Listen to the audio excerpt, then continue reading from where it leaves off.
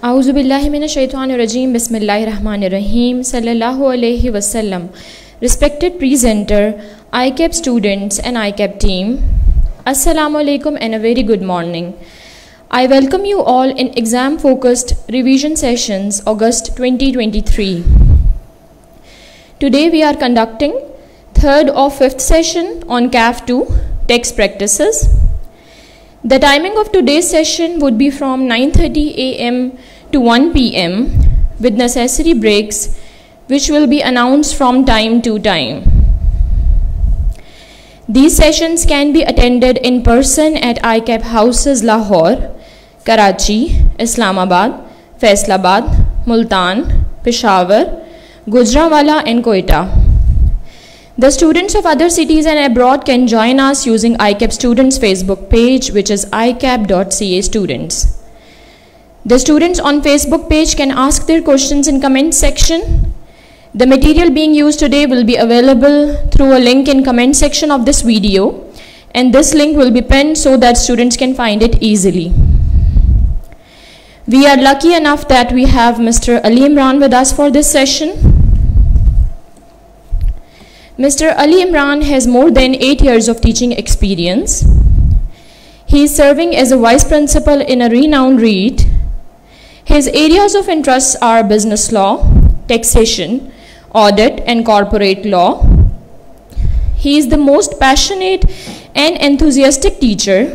His teaching is fueled by such an incredible passion and enthusiasm that captivates every student's attention. Please welcome Mr. Ali Imran.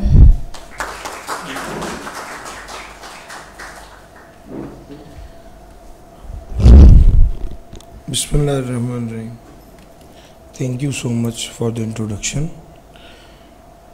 और अब हम sir ji, this is day 3 session 1. इस session में हम chapter 11, 12, 13 cover कर रहे होंगे और हम स्ट्रेट अवे चैप्टर नंबर 11 की तरफ चलते हैं.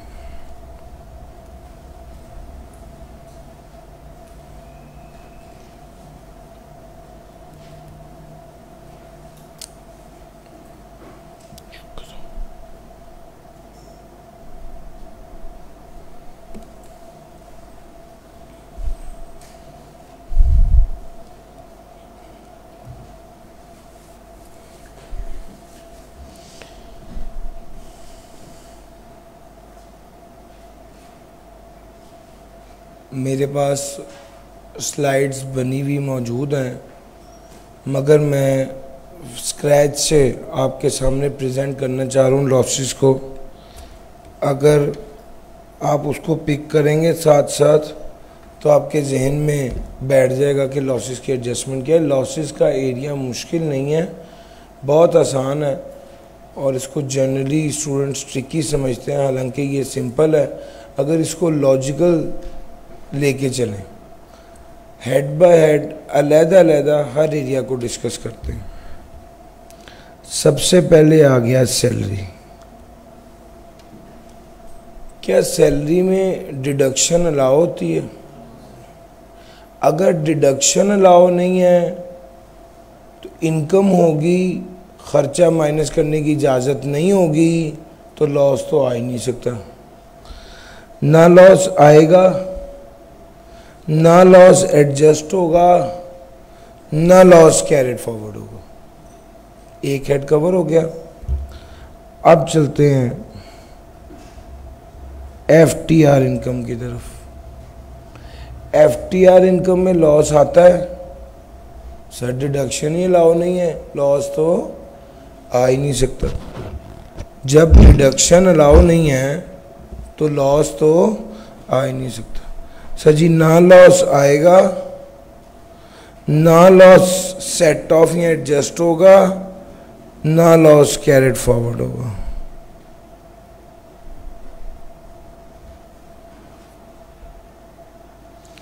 तीसरे नंबर पे चलते हैं.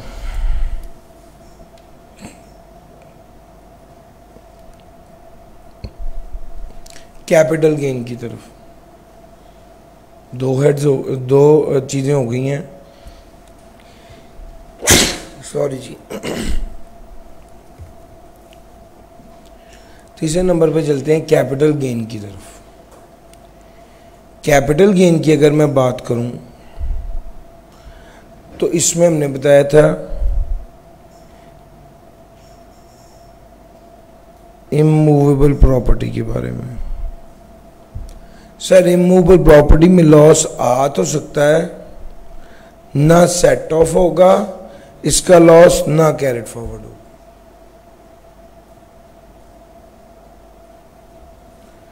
इसके बाद बात करते हैं सिक्योरिटी से। याद है हमने कल जब डिस्कशन की थी तो कहा था कि कैपिटल गेन देखेंगे तो स्टेप नंबर 1 कैपिटल एसेट है या नहीं, स्टेप नंबर 2 डिस्पोजल है या नहीं, और स्टेप नंबर 3 इमूवेबल प्रॉपर्टी है, सिक्योरिटी है या अदर। ठीक है, वही इमूवेबल प्रॉपर्टी, सिक्योरिटी और अदर। अगर सिक्योरिटी में लॉस आ सकता है, जी आ सकता है, एडजस्ट होगा ओनली अगेंस्ट सिक्योरिटी का गेन, और अगर एडजस्ट ना हो सके तो कैरेट फॉरवर्ड होगा कितने अरसे के लिए, 3 इयर्स के। आगे आ जाइए, तीसरे नंबर पे है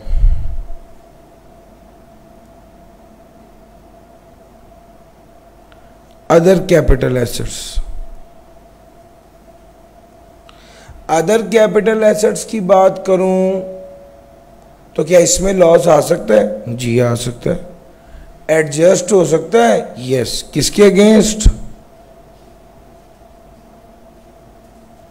ओनली अगेंस्ट कैपिटल एसेट या कैपिटल गेन।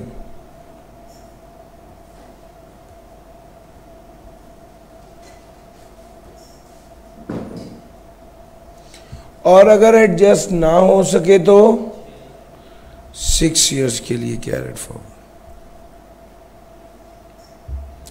चौथे नंबर पे आ गए हमारे art related assets. Art related capital assets, क्या इसमें लॉस आ सकता है? एन मुमकिन है कि एसेट महंगा खरीदा और सस्ता बेचना पड़े, लॉस आ जाए। क्या इसका लॉस एडजस्ट होगा? नो। कैरेट फॉरवर्ड होगा? नो। ना इसका लॉस एडजस्ट होना है, ना ही कैरेट फॉरवर्ड। तो कैपिटल गेन में ये 4 तरह की चीजें थी। अब बात करते हैं बिजनेस की।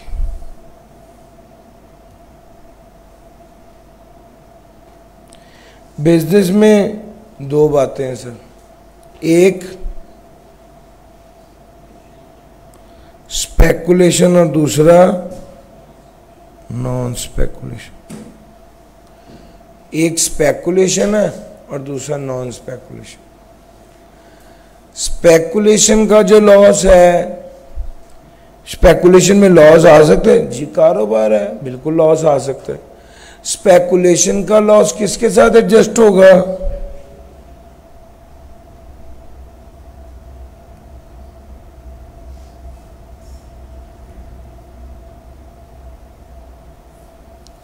और अगर स्पेकुलेशन की इनकम के साथ एडजस्ट ना हो सका तो 6 साल के लिए carat forward.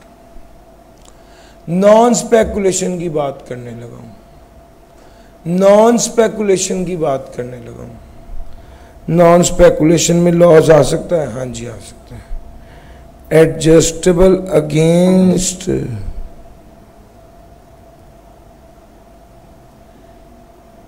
any other head of income, adjustable against any other head of, किसी भी head of income के against adjust हो सकता। और अगर adjust ना हो सके, अगर adjust ना हो सके तो 6 साल के लिए कैरेट फॉरवर्ड।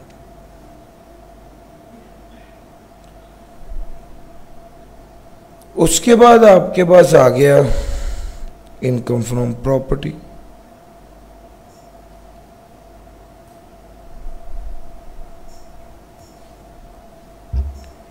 प्रॉपर्टी की इनकम होगी तो उसमें लॉस आ सकता है? बिल्कुल सर जी, हो सकता है ना प्रॉपर्टी के खर्चे ज़्यादा हों। वो 8 तरह के खर्चे पढ़ाए हुए हैं ना आपको, वो खर्चे ज़्यादा हों, इनकम कम हो, गेन की बजाय उल्टा क्या आ जाए, लॉस आ जाए। ये किसी भी हेड ऑफ इनकम के साथ एडजस्ट हो सकता है, एक्सेप्ट सैलरी के वाले से भी यही, सॉरी नॉन स्पेकुलेशन के वाले से भी यही रूल है, एक्सेप्ट सैलरी FTR।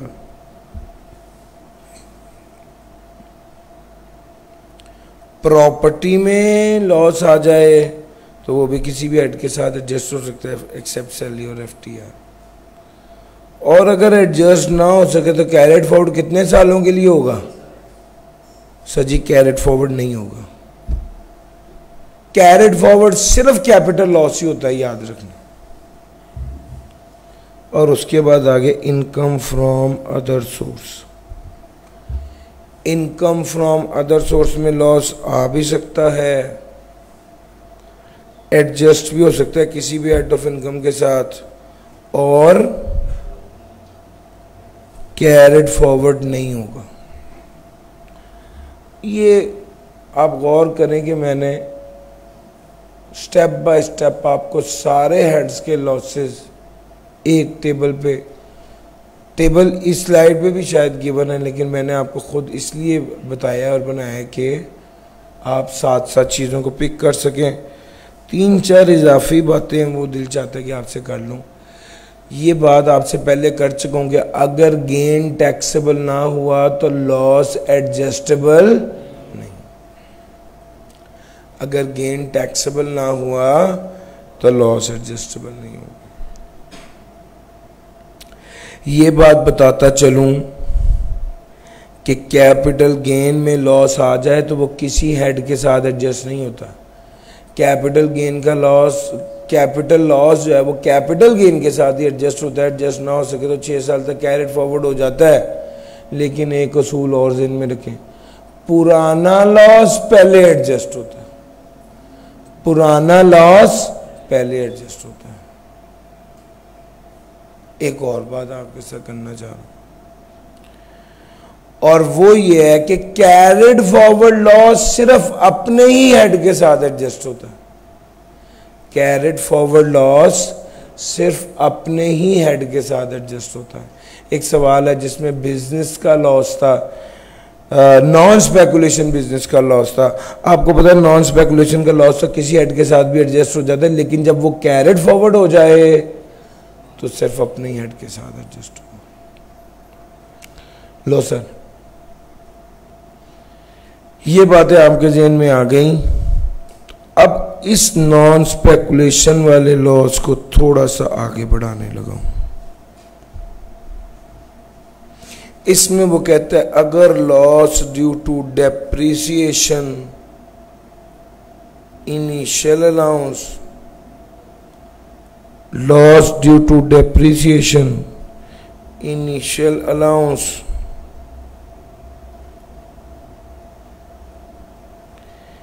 या अमोर्टाइजेशन हो तो ये कब तक सेट ऑफ हो सकता है, कब तक एडजस्ट हो सकता है?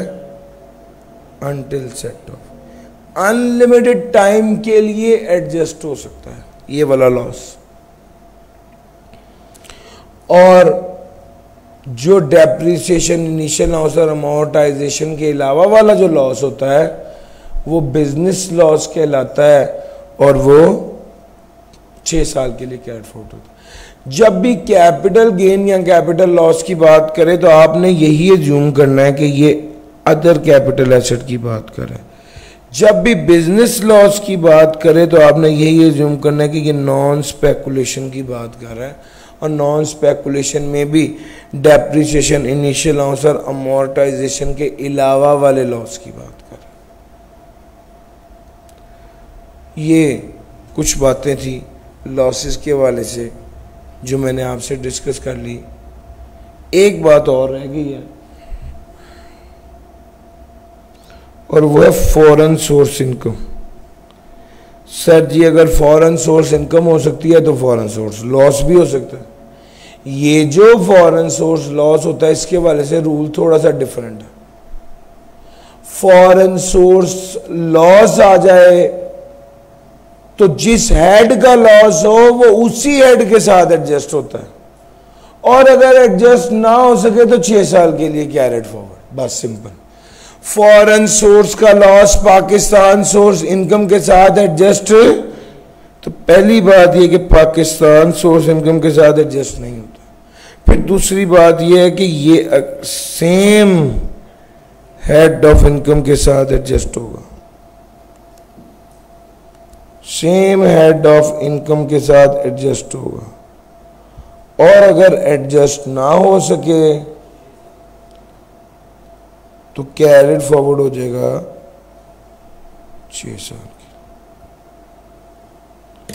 आपको पता है पाकिस्तान सोर्स इनकम में सिर्फ 2 तरह के लॉस कैरिड फॉरवर्ड होते हैं, एक बिजनेस का लॉस और एक कैपिटल लॉस। इसके अलावा कोई लॉस कैरिड फॉरवर्ड नहीं होता।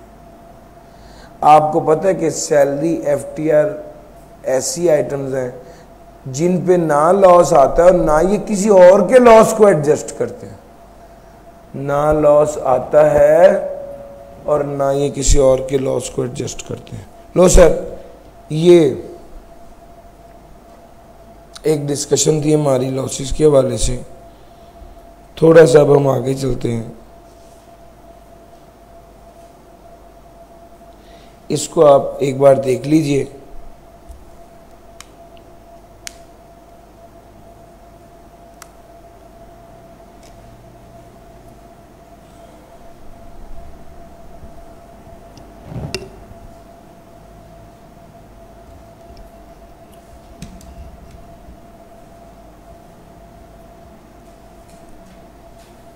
देखिएगा सर, ये दोबारा चल सकते हैं अभी नहीं?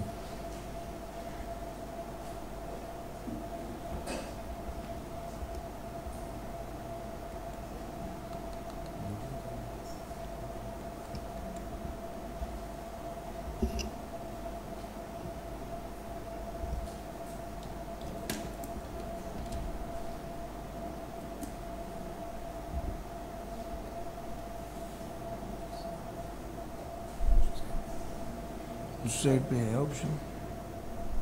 नहीं है ना, वहाँ पर बोलेगा।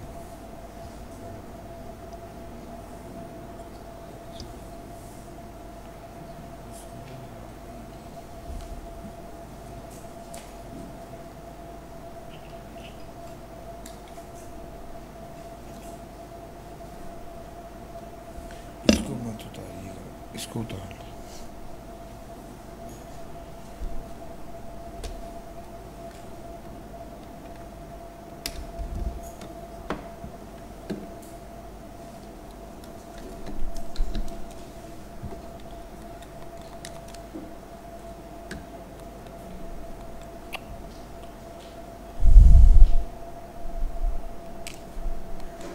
शुक्र।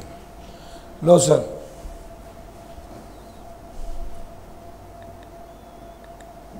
Sir ji carried forward of losses के हवाले से सारी डिस्कशन मैंने आपको लॉसेस की सारी डिटेल बता दी है। इसके बाद हम टैक्स क्रेडिट्स की तरफ आ रहे हैं। टैक्स क्रेडिट की बात करूं तो इसकी एक तरतीब है।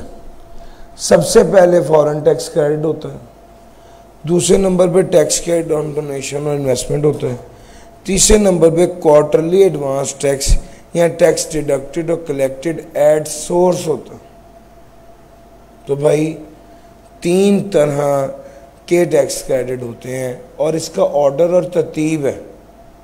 गर्चे आज जब हम न्यूमेरिकल करेंगे तो मैं आपको बताऊंगा कि इससे भी ऊपर फुल टाइम टीचर आता है, फिर उसके बाद फॉरेन, फिर उसके बाद डोनेशन, फिर उसके बाद advance tax.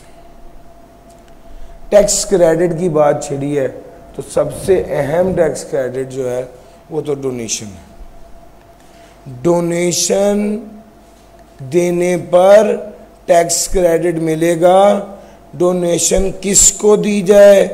Donation board of education या यूनिवर्सिटी को दी जाए, डोनेशन नॉन प्रॉफिट ऑर्गेनाइजेशन को दी जाए, डोनेशन एजुकेशनल इंस्टीट्यूशन, हॉस्पिटल या रिलीफ फंड जो कि गवर्नमेंट का है, सर जो कि गवर्नमेंट का है उसको दी जाए। डोनेशन थर्ड कैजुअल आइटम में जो एंटिटीज हैं उनको दी जाए। इन इदारों को डोनेशन दी जाएगी, किस तरह दी जाए? कैश में नहीं भाईजान, क्रॉस चेक के जरिए दी जाए। तो क्या मिलेगा? टैक्स क्रेडिट मिलेगा। कितना? सर जी वो कहता है A ओवर B इंटू सी के बराबर। Now what is A? Tax liability. What is B? Taxable income. What is C? Lower of. A होता है टैक्स लायबिलिटी, B होता है टैक्सेबल इनकम, C होता है वो अमाउंट जिस पर टैक्स क्रेडिट मिलना है। C क्या होता है सर? वो अमाउंट जिस पर टैक्स क्रेडिट मिलना है। और C किसके बराबर होता है? Actual donation 30% of taxable income या 20%। इंडिविजुअल और AOP के केस में 30% और कंपनी के केस में 20%। सर जी अगर आप डोनेट अपने एसोसिएट को कर रहे हैं तो फिर C कि ये जो हमने डिफाइन किया सारा, ये डिवाइडेड बाय आधे रह जाते हैं। एक्चुअल देखो कम इंडिविजुअल और AOP के केस में 30% था ना, 15 रह गया। कंपनी के केस में 20 था ना। अगर अपने एसोसिएट को डोनेट करेंगे तो C के जो फैक्टर्स हैं वो आधे रह जाएंगे, 30 की बजाय 15 और 20 की बजाय 10। सर जी ऐसा भी तो हो सकता है कि कोई बंदा पैसे ना दे, कोई चीज दे दे।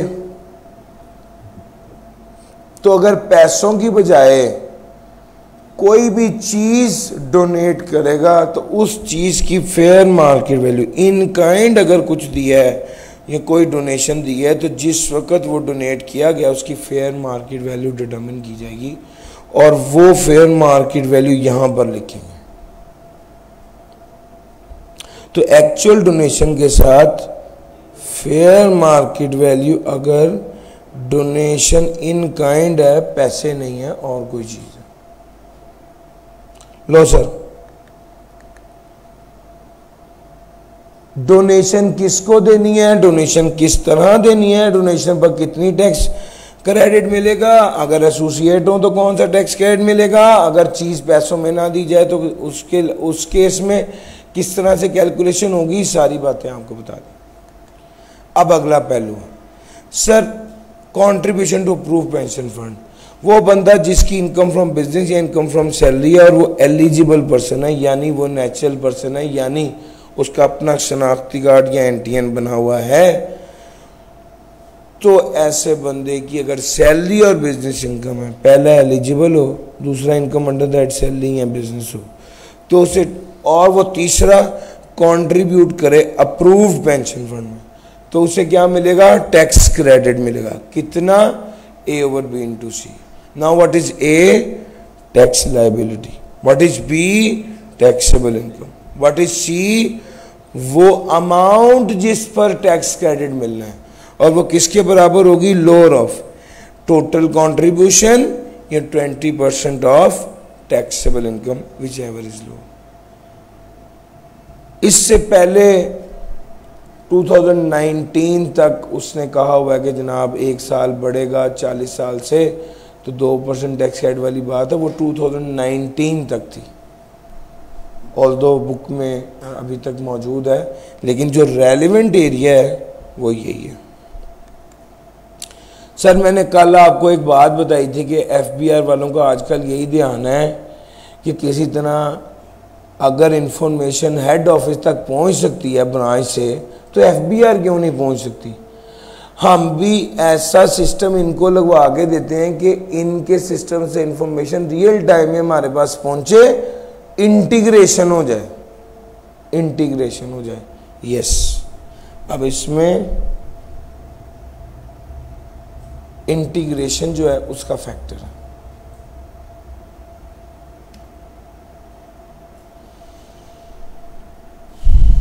अब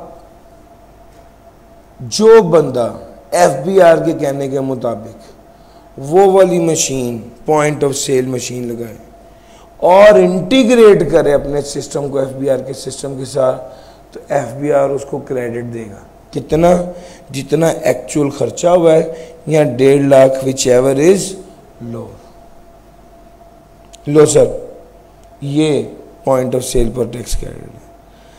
अब आ गया टैक्स ईयर 2023 के टैक्स क्रेडिट। इसमें ये ज़्यादा इम्पॉर्टेंट है, वो वाले न्यूमेरिकली ज़्यादा आते हैं और ये वाले थ्योरेटिकली आने के चांसेस हैं। इसको ज़्यादा अहमियत दीजिएगा। एक तो ऑलरेडी पेपर में पूछा जा चुका है, tax credit on certain person वाला, जिसमें वो कहता है 2 बंदे हों, 2 तरह के लोग हैं और 4 शर्तें हैं, अगर ये पूरी कर लें 100% टैक्स क्रेडिट मिलेगा। 100% टैक्स क्रेडिट का क्या मतलब है? कोई टैक्स नहीं देना पड़ेगा। पहला कौन है? जो कोल माइनिंग कर रहे हैं सिंध में, और वो कोल इस्तेमाल किसके लिए होना है? पावर जनरेशन के लिए, कोई टैक्स नहीं। दूसरा कौन है? पाकिस्तान सॉफ्टवेयर एक्सपोर्ट बोर्ड से जो सर्टिफाइड सेटअप है, उसको जिस साल वो सेटअप शुरू हुआ और अगले 2 साल के लिए उसको क्या मिलेगा? 100% टैक्स क्रेडिट मिलेगा। ये 2 बंदे हैं, यानी एक आईटी वाला है और एक कोल माइनिंग वाला बंदा है सिंध में। ये 2 बंदे, इन 2 बंदों को 100% टैक्स क्रेडिट मिलेगा 4 शर्तें पूरी होने पर। 4 शर्तें पूरी होने पर। शर्त नंबर 1, वो बंदा रिटर्न फाइल करता हो। शर्त नंबर 2, टैक्स डिडक्ट या कलेक्ट करता हो। शर्त number 3, withholding tax statement file की जा रही हो। Withholding tax statement for the relevant tax year has been filed. और चौथी बात, monthly sales tax return for the tax period corresponding to the relevant tax year have been filed। Sir आप monthly sales tax return भी file कर रहे हैं, आप annual return भी फाइल कर रहे हैं, आप टैक्स डिडक्ट तो कलेक्ट करके एफबीआर को जमा भी करा रहे हैं, आप विद होल्डिंग टैक्स स्टेटमेंट भी बना रहे हैं। सर जी, जो ये 4 शर्तें पूरी कर ले वो 2 लोग, आईटी वाला और कोल माइनिंग वाला, तो उसे 100% टैक्स क्रेडिट मिलेगा। ये सुपर इंपॉर्टेंट है इस अटेम्प्ट के लिए। अब जो मैं कराने लगा हूँ, एलिजिबल पर्सन एलिजिबल इन्वेस्टमेंट करे तो उसे टैक्स क्रेडिट मिलेगा। एलिजिबल पर्सन एलिजिबल इन्वेस्टमेंट करेगा तो उसे टैक्स क्रेडिट मिलेगा। अब एलिजिबल इन्वेस्टमेंट क्या है? नई machine, building equipment, hardware, software, नई पर इन्वेस्टमेंट करना, पुरानी पर नहीं। सेल्फ जनरेटेड भी ना हो, सेकेंड हैंड भी ना हो, तो इसे टैक्स क्रेडिट मिलेगा। एलिजिबल इन्वेस्ट, पैसा इस जगह पर लगे तो टैक्स क्रेडिट मिलेगा। पैसा कौन लगाए? वो कहता है 2 तरह के लोग, ग्रीन फील्ड इंडस्ट्रियल अंडरटेकिंग वाला पैसा लगाए। ग्रीन फील्ड इंडस्ट्रियल अंडरटेकिंग वाला जो मैन्युफैक्चरिंग कर रहा है या सप्लाई कर रहा है, शिप बिल्डिंग कर रहा है, ये या इंडस्ट्रियल अंडरटेकिंग जो कि मैन्युफैक्चरिंग कर रही है ऐसे प्लांट जो कि रिन्यूएबल एनर्जी बनाए। सर ऐसी इंडस्ट्रियल अंडरटेकिंग जो मैन्युफैक्चरिंग कर रही है ऐसी प्लांट एंड मशीनरी जिसके ज़रिए रिन्यूएबल एनर्जी के सोर्सेज बने, जैसे सोलर और विंड। सर जी सोलर पैनल तो आप सबको पता है, जगह जगह पे हैं लोग सोलर पैनल वो इदारा जो सोलर पैनल बनाने वाली मशीन बना रहा है, वो इदारा जो विंड मिल्स बनाने वाली मशीनें बना रहा है, ऐसे इदारे को टैक्स क्रेडिट मिलेगा। ये एलिजिबल होगा टैक्स क्रेडिट के लिए। अच्छा भाई, सर जी अगली बात वो ये कहता है, ये इनकॉर्पोरेट कब हुआ हो? ये इदारा इनकॉर्पोरेट हुआ हो 30 जून 2019 से 30 जून 2024 तक, यानी टैक्स ईयर 2020 से 24 के दरमियान अगर ये इदारा बना है।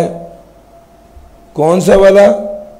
ग्रीन फील्ड इंडस्ट्रियल अंडरटेकिंग का, तो इसे टैक्स क्रेडिट जो मिलेगा वो 2 साल के लिए कैरेट फॉरवर्ड भी होगा। अब ये एक और बड़ी अजीब बात है, इर्रिस्पेक्टिव ऑफ द फैक्ट कि टैक्स क्रेडिट कभी कैरेट फॉरवर्ड या कैरेट बैकवर्ड नहीं होता। एलिजिबल पर्सन और एलिजिबल पर्सन एलिजिबल इन्वेस्टमेंट करेगा तो जो टैक्स क्रेडिट उसको मिलेगा वो ग्रीन फील्ड वाले का क्रेडिट 2 साल के लिए कैरिड फॉरवर्ड होगा। इंडस्ट्रियल अंडरटेकिंग जो रिन्यूएबल एनर्जी पे काम कर रही है उसके लिए उसका टैक्स क्रेडिट 4 साल। जब हम कहते हैं ना 5 साल के लिए मिलेगा तो इसका मतलब है 1 साल तो ये हो गया, अगले 4 साल। अब सवाल अगला ये पैदा होता है कि ग्रीन फील्ड इंडस्ट्रियल अंडरटेकिंग क्या है। या 4 बातें हैं, brand new land, brand new building, brand new technology, brand new idea और कंपनी ब्रांड न्यू। चीजें सारी बिल्कुल नहीं। लैंड जो पहले ना इस्तेमाल हो रही हो, बिल्डिंग जिसको डिमोलिश ना किया हुआ नहीं हो, कंपनी जो पुरानी रिकॉन्स्टिट्यूट स्प्लिट ना की हो नहीं हो, टेक्नोलॉजी और आइडिया जो नया हो, और इसको अप्रूव किसने किया हो, इंजीनियरिंग डेवलपमेंट बोर्ड ने। ये सारी शर्तें पूरी होंगी तो वो ग्रीन फील्ड बनेगी। ये ग्रीन फील्ड काम क्या कर रही है, मैन्युफैक्चरिंग या शिप बिल्डिंग कर रही है। और ये बनी कब है, 30 जून 2019 से 30 जून 2024 के दरमियान। तो क्या होगा, टैक्स क्रेडिट मिलेगा। तो वो टैक्स क्रेडिट कितने साल के लिए मिलेगा, 3 साल के लिए मिलेगा, यानी 1 साल और अगले 2 साल के लिए कैरी फॉरवर्ड। और ये इंडस्ट्रियल अंडरटेकिंग जो मैन्युफैक्चरिंग कर रही है ऐसी प्लांट एंड मशीनरी जिसके जरिए रिन्यूएबल एनर्जी के सोर्सेज बनाए जा सके, वो अगर 1 जुलाई 2023 से पहले बनी हुई हो तो उसको टैक्स क्रेडिट 5 साल के लिए मिलेगा, और यानी टैक्स क्रेडिट 4 साल तक कैरिड फॉरवर्ड होगा। सर टैक्स क्रेडिट मिलेगा कितना, इन्वेस्टमेंट का 25%, एलिजिबल इन्वेस्टमेंट का। अब ये आपको क्या लगता है 10 लाख की इन्वेस्टमेंट होनी है, सर इन्वेस्टमेंट फॉर एग्जांपल होनी है 100 मिलियन की, इसका 25% कितना बनना है, 25 मिलियन। अब 25 मिलियन वो कहते हैं लायबिलिटी कितनी बन जाएगी, वो जितनी बनेगी वो कहते हैं 25 मिलियन का टैक्स क्रेडिट है, आप ये एडजस्ट कर सकते हैं। वो कहता है ये टैक्स क्रेडिट आपको तब भी मिलेगा जब, उस केस में भी मिलेगा अगर आपकी FTR इनकम हो तब भी मिलेगा, अगर आपकी मिनिमम टैक्स रिजीम के तहत इनकम टैक्स हो रही हो तब भी मिलेगा। ये बड़ा पावरफुल टैक्स क्रेडिट है, ये बड़ा पावरफुल टैक्स क्रेडिट है। तो और मेरे मुताबिक इस अटेम्प्ट के लिए ये बहुत इंपॉर्टेंट है। इसकी वजह यह कि 2023 में 2 ही क्रेडिट्स थे, एक उसने पूछनी है, दूसरा रह गया। और कोई बड़ी बात नहीं कि वो आपको एक छोटा सा सिनेरियो बना दे और कहे कि फॉर एग्जांपल ये 6 चीज़ें हैं, ये सॉफ्टवेयर खुद डेवलप किया है, इस पर 25 लाख लगा है, ये second hand plant and machinery इस पर 20 लाख लगा है, बाकी लैंड जो है वो नहीं है, बिल्डिंग जो है वो नहीं है, और चीज़ें नहीं बता दे। तो आपको पता होना चाहिए एलिजिबल इन्वेस्टमेंट कैलकुलेट कर लेंगे, ना सेल्फ डेवलप्ड चीज़ लेनी है और ना ही सेकेंड हैंड। तो जो नई चीज़ें होंगी वो वाली अमाउंट लेंगे, देखेंगे जो पर्सन है ये ग्रीन फील्ड के लिए, ग्रीन फील्ड की डेफिनेशन में फॉल कर रहा है, तो भाई फिर क्या करेंगे, और वो इस डेट के दौरान बना है तो उसका टैक्स क्रेडिट कैलकुलेट करेंगे और 2 साल के लिए कैरिड फॉरवर्ड भी करेंगे और इस साल के लिए भी मिलेगा। सर जी मेरी बात समझ आ गई है, ये इम्पॉर्टेंट एरिया है, इसको ज़रूर ध्यान से करना है।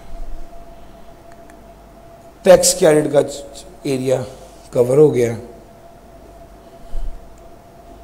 न्यूमेरिकली डोनेशन और कंट्रीब्यूशन वाला इंपॉर्टेंट है, थ्योरेटिकली ये इंपॉर्टेंट है, लेकिन इसको वो छोटा सा सिनेरियो बना के 4-5 मार्क्स का डिस्क्रिप्शन फॉर्म में पूछ सकता है न्यूमेरिक पार्ट को, तो आपने उसको उस एंगल से ध्यान में रखना है। सर जी अब हम आ गए एग्जेम्पशंस की तरफ। Exemptions and tax concessions. Sir ji बार बार पढ़ा है, एग्रीकल्चर इनकम एग्जेम्प्ट है, एग्रीकल्चर इनकम एग्जेम्प्ट है। इसका क्या मतलब है, एग्रीकल्चर इनकम क्या होती है, ज़रूरी आमदनी। यस, कैसे डिफाइन किया, टैक्स ने से बड़ा अच्छा डिफाइन किया, कहता है ज़मीन की इनकम, जो एग्रीकल्चर करने से हासिल हो, और वो ज़मीन कहाँ पे हो? पाकिस्तान में। एग्रीकल्चर इनकम में ये 3 बातें लाज़मी। दूसरा, एग्रीकल्चर इनकम एग्जेम्प्ट है। तीसरा, एग्रीकल्चर इनकम में शामिल क्या क्या है? जो बंदा वो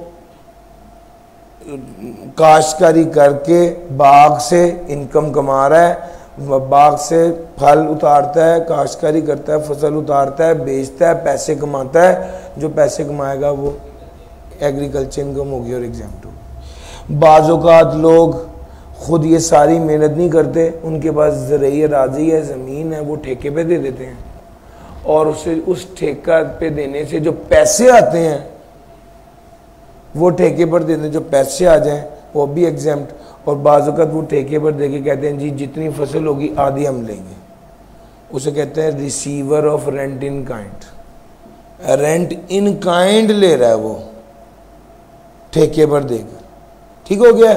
तो जनाब यहाँ पर जो फसल, वो बंदा जब उसको आधी फसल मिलती है बेचकर पैसे कमाता है, वो भी एग्जाम्प्ट है। जो खुद फसल उगा रहा है और मेहनत कर रहा है वो भी एग्जाम्प्ट है। जो बंदा इस फसल को उतरने के बाद रेडी टू बी फिट कि वो मार्केट में ले जाए और बेचने के काबिल हो जाए, सर वो बंदा जो प्रोसेस करता है जिसके ज़रिए वो फसल मार्केट में बेचने के काबिल हो जाए, उसकी इनकम भी एग्जाम्प्ट है। और वो बंदा जिसकी बिल्डिंग है एग्रीकल्चरल लैंड के साथ और वो उसको किराए पर दे देता है, तो उसकी रेंट इनकम भी एग्जाम्प्ट है।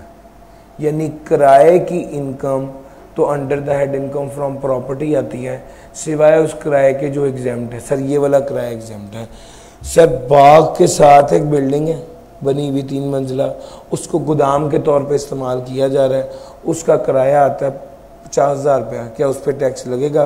The answer is no. शर्त क्या है? सर 3 शर्तें हैं।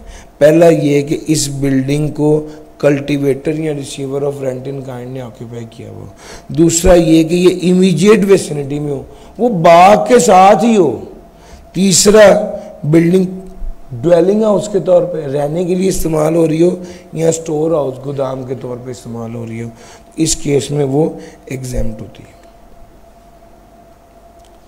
सर एग्रीकल्चरल इनकम, एक बात जो आपको समझाना चाह रहा हूँ, ज़रा सुनिएगा। एग्ज़ाम्पल देना चाहता हूँ ताकि वो कॉन्सेप्ट हम बेहतर डिस्कस कर सकें। सर जी लेट्स से एक इदारा है, मिचल्स है, मिचल्स के अपने स्ट्रॉबेरी के बाग हैं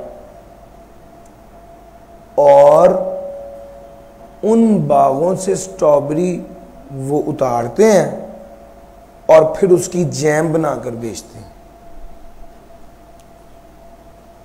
तो इसकी 2 तरह की इनकम है, एक स्ट्रॉबेरी की इनकम और एक जैम की इनकम। मुझे ये बताइए स्ट्रॉबेरी की इनकम टैक्सेबल है या एग्जेम्प्ट? एग्जेम्प्ट। और जो जैम की इनकम है वो टैक्सेबल है। अब अगर एक बंदा मार्केट से स्ट्रॉबेरी खरीद कर जैम बनाता तो कोई मसला नहीं था। स्ट्रॉबेरी जितने की खरीदता, जैम 100 रुपये की बेचता, स्ट्रॉबेरी 50 की खरीदता, 50 की इनकम होती, उस पर टैक्स देता।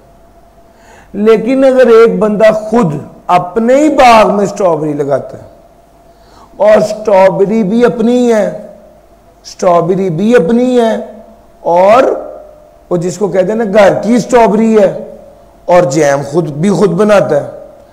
अब इस केस में जब स्ट्रॉबेरी अपनी है तो स्ट्रॉबेरी की कॉस्ट क्या लेंगे? इसका जवाब है स्ट्रॉबेरी भी अगर घर की है और अपनी है और स्ट्रॉबेरी मार्केट से नहीं खरीद रहे तो स्ट्रॉबेरी की कॉस्ट भी उसकी फेयर मार्केट वैल्यू के बराबर ली जाएगी। बस ये एक कॉन्सेप्ट है ताकि जो इनकम निकले वो जैम की इनकम हो, स्ट्रॉबेरी की इनकम ना हो। हालांकि स्ट्रॉबेरी उसने मार्केट से नहीं खरीदी, स्ट्रॉबेरी तो उसने खुद, उसका अपना बाग है, लेकिन जब हम इनकम निकाल रहे होंगे तो ऐसे निकालेंगे जैसे स्ट्रॉबेरी मार्केट से खरीदी है और market value of strawberry less करके जैम की इनकम निकालेंगे और उस पर टैक्स लगाएंगे। क्या ये पॉइंट पिक कर गए? यस और नो? लो सर, ये गेम है असल में। Let's say income from strawberry jam जो भी है उसमें से हम fair market value of strawberry less करेंगे जो कि रॉ मटेरियल के लिए इस्तेमाल हो रहा था और आप खुद पैदा कर रहे हैं। Sir any other expenditure on production jam other than expenditure on production of strawberry.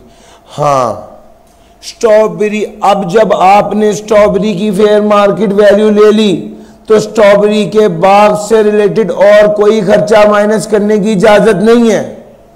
Strawberry की फेयर मार्केट वैल्यू ले ली है लेकिन स्ट्रॉबेरी की जैम को बनाने के प्रोसेस पे जो खर्चा हो रहा है वो तो माइनस होगा, जो पैकिंग हो रही है वो तो माइनस होगा।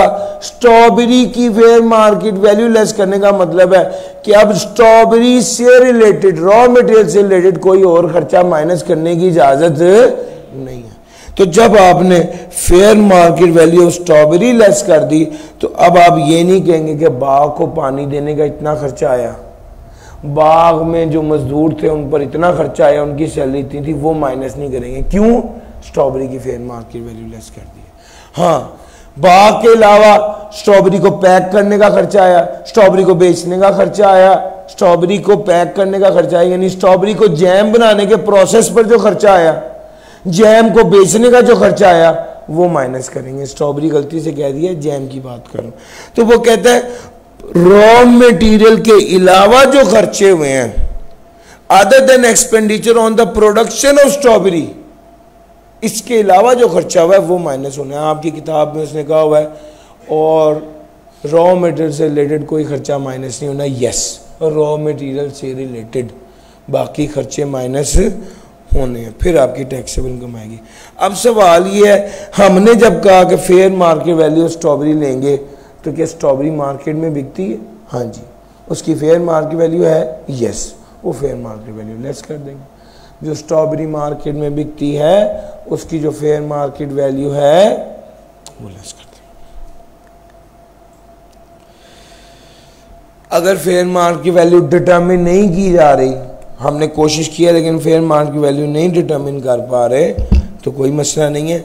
आप क्या कर देंगे, आप जितना खर्चा हुआ स्ट्रॉबेरी को उगाने पर, स्ट्रॉबेरी के बाग पर, और जितना ठेका था ज़मीन का वो वाला यानी खर्चा माइनस कर देंगे। अगर फेयर मार्केट वैल्यू डिटरमिन नहीं कर पा रहे तो फिर जो खर्चा है वो लेस कर देंगे।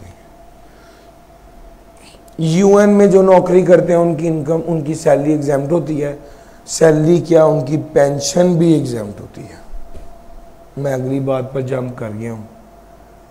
यूनाइटेड नेशन के हवाले से एक प्रिविलेजेस एंड इम्यूनिटी एक्ट है और उसमें लिखा हुआ है कि जनाब जो बंदा इस इदारे में काम करेगा इस पर टैक्स नहीं लगेगा और जो बाद में पेंशन मिलेगी वो भी टैक्सेबल नहीं होगी।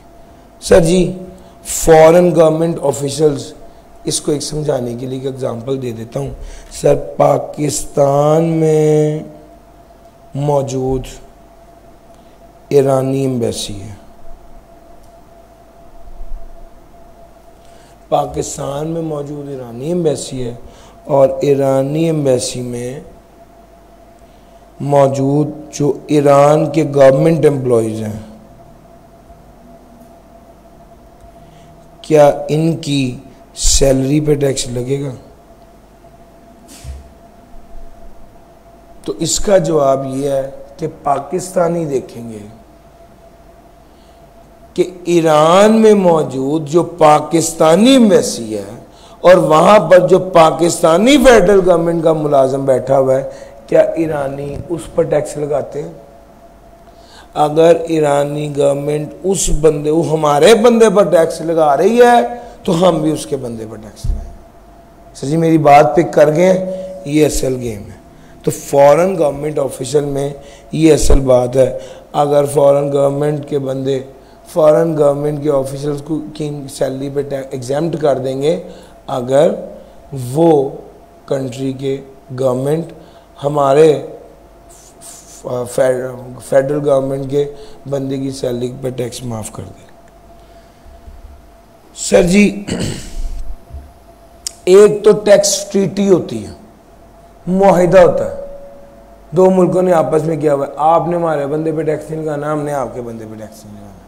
तो अगर तो टैक्स ट्रीटी हो जाए तो फिर तो टैक्स नहीं लगता।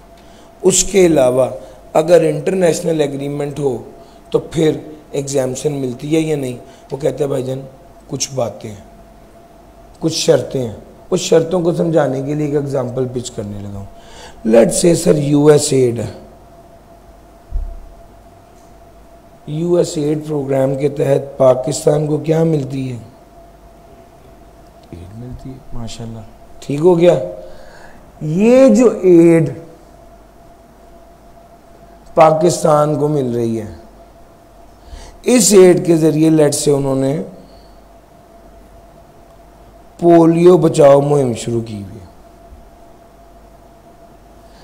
ये पूरे पाकिस्तान में पोलियो से बचने की जो मुहिम उन्होंने शुरू की है, उसका एक हेड ऑफिस बनाया है इस्लामाबाद में, और उसका जो हेड है वो एक अमेरिकन डॉक्टर है। इस अमेरिकन डॉक्टर को सैलरी मिलती है, और ये सैलरी इसी एड के पैसे से मिलती है। तो आप ये बताइए कि क्या इस सैलरी पे टैक्स लगेगा? सर जी मेरा सवाल समझ गए हैं? तो इसका जवाब है पैसा अमेरिका का। पाकिस्तान में पैसा क्यों लगाया? चलो इनकी मदद कर दें। उस पैसे को कंट्रोल करने के लिए कि यहाँ पर लोग पैसा खा ना जाएं, उसने एक बंदा रखा है अमेरिका का। उस अमेरिकन बंदे की सैलरी पे किस हिसाब से पाकिस्तान टैक्स लगाएंगे? वो कहते हैं नहीं भाई, इस पे टैक्स नहीं लगेगा। हाँ, शर्त यह है कि बंदा उसी मुल्क का होना चाहिए, बंदा उसी मुल्क का होना चाहिए जहाँ से, अगर ये बंदा चाइना का होता तो हमने उससे टैक्स ले लेना था। वो बंदा पाकिस्तान का रेजिडेंट नहीं होना चाहिए, वो बाहर का बंदा होना चाहिए। और अगर यहाँ रेजिडेंट ना हो या रेजिडेंट सिर्फ नौकरी की वजह से हो, और उसको जो तनख्वाह मिल रही है वो एड के पैसे से मिल रही। अच्छा, एड के पैसे के अलावा अगर वो और पैसे कमा रहा है, उस पर टैक्स लगेगा? हाँ जी, उस पर लगेगा। लेकिन एड के पैसे से जो तनख्वाह उसको मिल रही है उस पर टैक्स नहीं लगेगा। और पॉइंट सिर्फ इसमें यह है कि अमेरिका से एड, अमेरिका का बंदा पाकिस्तान का रेजिडेंट सिर्फ नौकरी की वजह से उसको तनख्वाह एड के पैसों से मिल रही है, इस केस में उसकी सैलरी पे टैक्स नहीं लगेगा। अभी तो हमने बात की है सैलरीड पर्सन की जो नौकरी कर रहा था। अच्छा, एक बंदा नौकरी नहीं कर रहा बल्कि वो कॉन्ट्रैक्टर है या कंसल्टेंट है या एक्सपर्ट है, तो any income receive by any person and is engaged as a contractor, consultant या एक्सपर्ट, तो क्या उसकी इनकम भी एग्जाम्प्ट होगी? तो इसका जवाब है जी भाईजान, उसकी इनकम भी एग्जाम्प्ट होगी अगर पैसा उसे कहाँ से दिया जा रहा है? फंड में से, एड में से पैसा दिया जा रहा है। वो बंदा रेजिडेंट नहीं है, या रेजिडेंट सिर्फ इसलिए बना के परफॉर्मेंस ऑफ द उसने सर्विस देनी है, और एड में से उसको पैसे दिए जा रहे हैं। अगर ये शर्तें पूरी हो जाएं तो फिर उस बंदे की इनकम एग्जाम्प्ट होगी। हाँ, सैलरी के बारे में तो बहुत क्लैरिटी है कि एग्जाम्प्ट है। इनकम के वाले से भी अगर ये सारी शर्तें पूरी हो जाएं, फिर भी फेडरल गवर्नमेंट ने गेम अपने हाथ में रखी है। फेडरल गवर्नमेंट कहते हैं हम केस टू केस बेसिस पर भी असेस करेंगे कि एग्जाम्प्ट इनकम एग्जाम्प्ट करनी भी है या नहीं करनी। Specify exempt income of any person on a case to case base in respect of official development assistance finance loans and grant in aids. ये जो एड्स हैं और डेवलपमेंट असिस्टेंस लोन है, उसके हवाले से वो कहता है कि हम केस टू केस भी देखेंगे। सर, सदर पाकिस्तान ने अगर किसी को इनाम दिया उस पर टैक्स नहीं लगेगा। Profit on debt, profit on debt क्या है? अगर अब प्रॉफिट ऑन डेट, अगर लोन लिया हुआ है इंटरेस्ट ऑन लोन है, अगर लोन लिया हुआ है तो खर्चा है, अगर लोन दिया हुआ है उससे सूद आ रहा है, इंटरेस्ट आ रहा है, तो इनकम है। अब ये इनकम इंडिविजुअल कल पड़ा है, इनकम इंडिविजुअल के लिए क्या है? Separate block item. और कंपनी के लिए क्या है, एनटीआर। सर एक केस में यही प्रॉफिट ऑन डेट एग्जेम्प्ट भी हो जाता है। एग्जेम्प्ट कब होता है, अगर नॉन रेजिडेंट ने रेजिडेंट को लोन दिया है ताकि वो पाकिस्तान में बिजनेस कर सके, बाहर के बंदे ने या नॉन रेजिडेंट ने रेजिडेंट को लोन दिया है ताकि वो पाकिस्तान में बिजनेस कर सके, उसके वाले से प्रॉफिट ऑन डेट वो नॉन रेजिडेंट कमा रहा है और उसको पेमेंट भी पाकिस्तान से बाहर हो रही है, और जो उस लोन के अगेंस्ट सिक्योरिटी है वो भी पाकिस्तान से बाहर है। इस केस में इस बंदे को जो प्रॉफिट ऑन डेट कमाएगा ये टैक्सेबल नहीं होगा बल्कि एग्जेम्प्ट होगा। ये सवाल इस तरह से पीछे हो चुका है और हो भी सकता है कि भाई प्रॉफिट ऑन डेट एग्जेम्प्ट भी हो सकता है। किन केसेस में, सर इस केस में पर्सन एसोसिएट ना हो, सिक्योरिटी पाकिस्तान से बाहर, लोन लेने का मकसद बिजनेस करना पाकिस्तान के अंदर रेजिडेंट पर्सन की जानिब से, प्रॉफिट भी पाकिस्तान से बाहर और security approve by the board. ये सारी शर्तें पूरी हो जाएं तो प्रॉफिट ऑन डेट एग्जेम्प्ट होगा। स्कॉलरशिप, अगर किसी बंदे को स्कॉलरशिप मिले हायर स्टडीज के लिए, पैसे मिल रहे हैं तो वो एग्जेम्प्ट होंगे। हाँ ये देख लीजिए कि ये डायरेक्टली या इनडायरेक्टली एसोसिएट ने ना दिए हुए हैं। सपोर्ट, मियाँ बीवी में तलाक हो जाए, अलहदगी हो जाए, इस केस में मियाँ को जो पैसे बीवी से मिले या बीवी को जो पैसे मियाँ से मिले तो ये एग्जेम्प्ट होता है। आपके पास पेपर में एक सवाल आया हुआ है, वो कहता है मियाँ बीवी की तलाक हो गई, मियाँ ने बीवी को दुकान दी, ये जो दुकान बीवी को मिली है क्या उसकी इनकम में शामिल होकर टैक्स होगी? The answer is no. उस बीवी ने वो दुकान किराए पर दे दी और 1 लाख रुपया पर मंथ उसको रेंट आ रहा है, क्या इस रेंट पे टैक्स लगेगा? यस, ठीक हो गया सर। उसके बाद आ गया फेडरल, प्रोविंशियल और लोकल गवर्नमेंट की इनकम। सर फेडरल गवर्नमेंट की इनकम पे टैक्स नहीं लगना, प्रोविंशियल गवर्नमेंट की इनकम पे टैक्स, फेडरल गवर्नमेंट की इनकम पे टैक्स नहीं लगना। प्रोविंशियल गवर्नमेंट और लोकल गवर्नमेंट की बात करूं तो प्रोविंशियल गवर्नमेंट की इनकम पे और लोकल गवर्नमेंट की इनकम पे टैक्स लगना ही है। नहीं तो भाई पहले ये देखा जाएगा कि जो गवर्नमेंट अपनी ज्यूरिसडिक्शन में काम कर रही है उसकी इनकम पे तो टैक्स नहीं लगेगा, लेकिन अगर वो अपने प्रोविंस से किसी दूसरे प्रोविंस में कोई बिजनेस कर रही है तो उस पर टैक्स लगेगा। तो भाई फेडरल गवर्नमेंट पे टैक्स नहीं लगेगा। प्रोविंशियल गवर्नमेंट अगर अपनी ज्यूरिसडिक्शन से बाहर काम करे तो उस पर टैक्स लगेगा। जब भी पेमेंट आप गवर्नमेंट को करेंगे तो टैक्स नहीं काटेंगे, यानी जो टैक्स डिडक्शन है वो वाला रूल गवर्नमेंट को पेमेंट करते वक्त अप्लाई नहीं हो रहा। और ये वाली सारी रहतें गवर्नमेंट के इदारे के लिए हैं, डेवलपमेंट अथॉरिटी, रेगुलेटरी अथॉरिटी के लिए नहीं है। अब अगला पॉइंट आ गया शॉर्ट टर्म रेजिडेंट।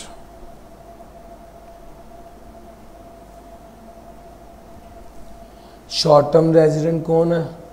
वो बंदा जो पाकिस्तान से बाहर, पाकिस्तान में आया है बाहर से और यहाँ पर रेजिडेंट बन गया और उसे पाकिस्तान में रहते 3 साल से कम हुए, जो नौकरी के लिए पाकिस्तान में आया है और उसे पाकिस्तान में रहते हुए 3 साल से ज़्यादा नहीं हुए,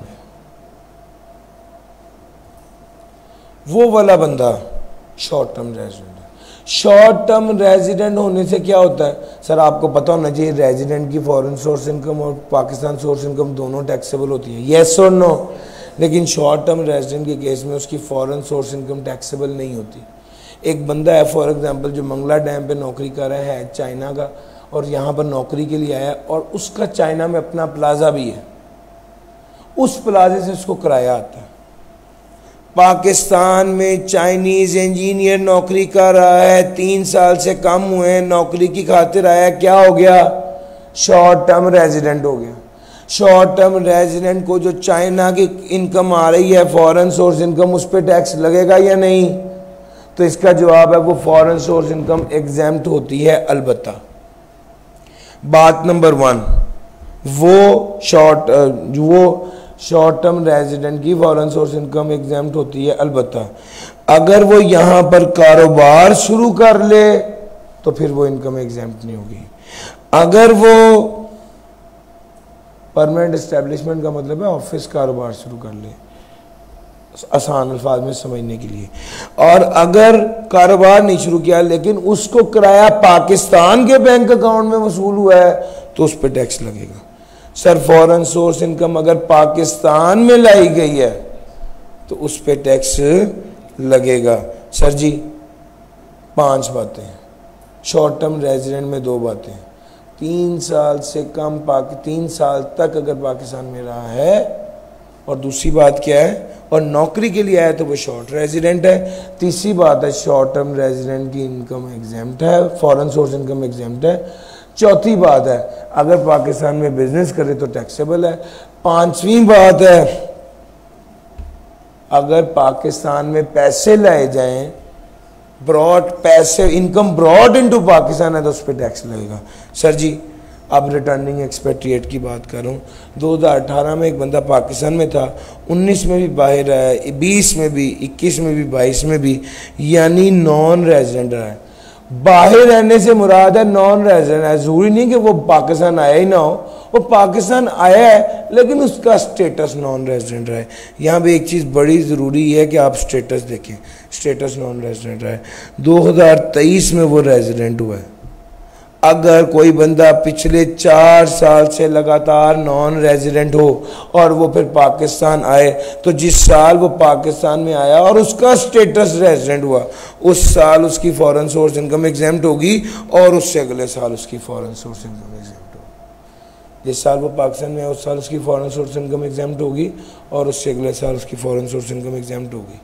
जो बंदा पाकिस्तान में था और वो बाहर चला गया, उसकी बाहर नौकरी हो गई और वापस उस टैक्स ईयर में पाकिस्तान नहीं आया तो ऐसे बंदे की फॉरेन सोर्स सैलरी एग्जेम्प्ट होगी। ये बात मैंने सैलरी के चैप्टर में भी पढ़ाई थी। जो बंदा पाकिस्तान से बाहर गया और फिर बाहर ही उसकी नौकरी होगी, बाहर ही रह गया, उस साल पाकिस्तान में नहीं आया तो उसकी फॉरेन सोर्स सैलरी एग्जेम्प्ट होगी। अगली बात ये थी कि अगर कोई बंदा पाकिस्तान में फॉरेन सोर्स सैलरी कमा रहा है, उसके एम्प्लॉयर ने टैक्स काट के उसको सैलरी दी है और उसके एम्प्लॉयर ने टैक्स काट के वहां उस मुल्क की रेवेन्यू अथॉरिटी को जमा भी कराया, तो ऐसे बंदे की फॉरेन सोर्स सैलरी भी क्या होती है, एग्जेम्प्ट होती है। कोई भी कानून जो ये कह दे कि आपकी इनकम एग्जेम्प्ट है, यहाँ पे टैक्स रेट कम लगेगा, यहाँ आपकी लायबिलिटी कम बनेगी, यहाँ पर फलां प्रोविजन अप्लाई नहीं होगी इनकम टैक्स ऑर्डिनेंस की, वो वैलिड नहीं होगी। क्योंकि इनकम टैक्स के बारे में सारे कानून कौन बनाता है, इनकम टैक्स ऑर्डिनेंस बनाता है। अगर इसके अलावा कोई अदर लॉ कोई ऐसी बात करे और वो इनकम टैक्स ऑर्डिनेंस में मौजूद नहीं है तो वो लॉ लीगल इफेक्ट नहीं होगा, वो बेकार है। सर जी टैक्स जिस रिसिपिएंट पर टैक्स, जिस ओरिजिनल रिसिपिएंट के बारे में कहा गया होता है इनकम की एग्जेम्पशन का, उसी को ही मिलती है एग्जेम्पशन और दूसरे बंदों को के लिए वो एग्जेम्पशन नहीं होती। सेकंड स्केड्यूल में लिखा हुआ है कौन कौन सी इनकम एग्जेम्पशन, तो वो ये बात कहता है सेकंड स्केड्यूल में जो लिखा हुआ है कौन सी इनकम एग्जेम्प्ट है, किस पर टैक्स रेट कम लगना है, किस पर टैक्स लायबिलिटी कम कर देनी है, और चौथे नंबर पे किस पर प्रोविजन अप्लाई नहीं होनी। जैसे ये वाली बात अभी कि टैक्स क्रेडिट कैलकुलेट करते वक्त ये एलिजिबल पर्सन एलिजिबल इन्वेस्टमेंट करेगा तो उसे टैक्स क्रेडिट मिलेगा। इस टैक्स क्रेडिट के बारे में उसने बड़ा क्लियरली कहा कि मिनिमम टैक्स रिजीम और क्या कहते हैं FTR वाली प्रोविजन अप्लाई नहीं होगी, की है ना बात। तो भाई ये वाली बात, इस तरह की वो एग्जाम्पशन जब देता है प्रोविजंस के हवाले से, ये वाली बातें कहाँ लिखी जाती हैं, सेकंड स्केड्यूल में ये वाली बातें लिखी हुई हैं। सेकंड स्केड्यूल में जो इनकम है वो टोटल इनकम में एग्जेम्प्ट इनकम, टोटल इनकम को कैलकुलेट करते हुए एग्जेम्प्ट इनकम टोटल इनकम में शामिल करते हैं। और सर सेकंड स्केड्यूल में कोई किसी सेकंड स्केड्यूल में एग्जेम्पशन के बारे में टैक्स से जो रियायत मिल रही है उसके बारे से बातें लिखी हुई हैं। तो वो कहते हैं अगर उसमें कोई क्लॉज ऐड कर दी जाए या कोई क्लॉज निकाल दी जाए या उसमें कोई चेंज किया जाए तो ये किया जा सकता है। हाँ, बोर्ड कर सकता है, किससे अप्रूवल लेके, फेडरल मिनिस्टर से अप्रूवल लेके। और जब ये तब्दीली, जब ये चेंज सेकंड स्केड्यूल में की जाएगी तो इसको नेशनल असम्बली के सामने पेश भी किया जाएगा। फुल टाइम टीचर 25% लाइबिलिटी माफ़ कर देंगे उसकी, अगर वो कहाँ नौकरी कर रहा है, नॉन प्रॉफिट ऑर्गेनाइजेशन में, बोर्ड ऑफ एजुकेशन यूनिवर्सिटी में जो HEC से अप्रूव्ड है, या गवर्नमेंट रिसर्च इंस्टीट्यूशन में। सर जी चैप्टर नंबर 11 यहाँ पे ख़त्म होता है। अब हम 13th चैप्टर की तरफ चलते हैं स्ट्रेट अवे। 11 के बाद 13 चैप्टर बनता है।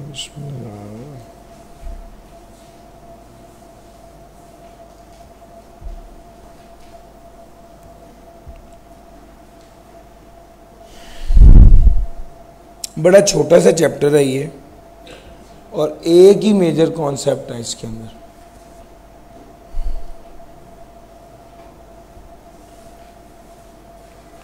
इलेवन चैप्टर अब आपकी किताब के मोस्ट इंपॉर्टेंट चैप्टर्स में से एक है, चूँकि टैक्स क्रेडिट, एग्जाम्पशन और लॉसेस, ये तीनों एरियाज अपनी अपनी जगह पे इंपॉर्टेंट है। ये 3 चैप्टर्स का एक चैप्टर है। Sir foreign source income of resident person, chapter 13।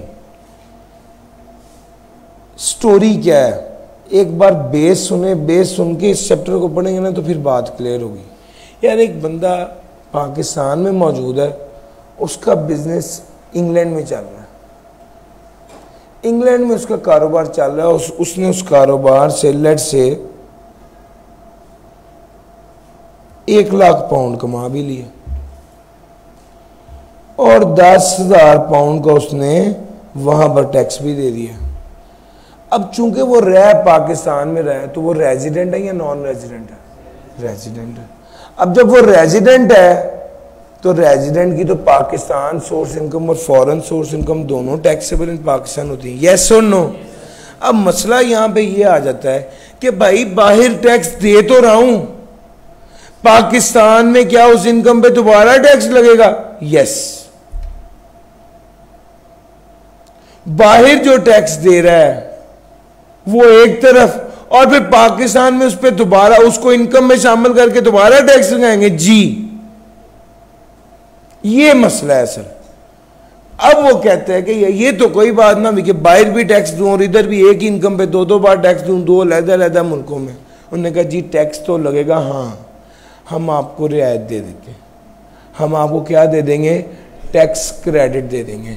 इस टैक्स क्रेडिट को फॉरेन टैक्स क्रेडिट कहा जाता है। कितनी रियायत मिलेगी पता है?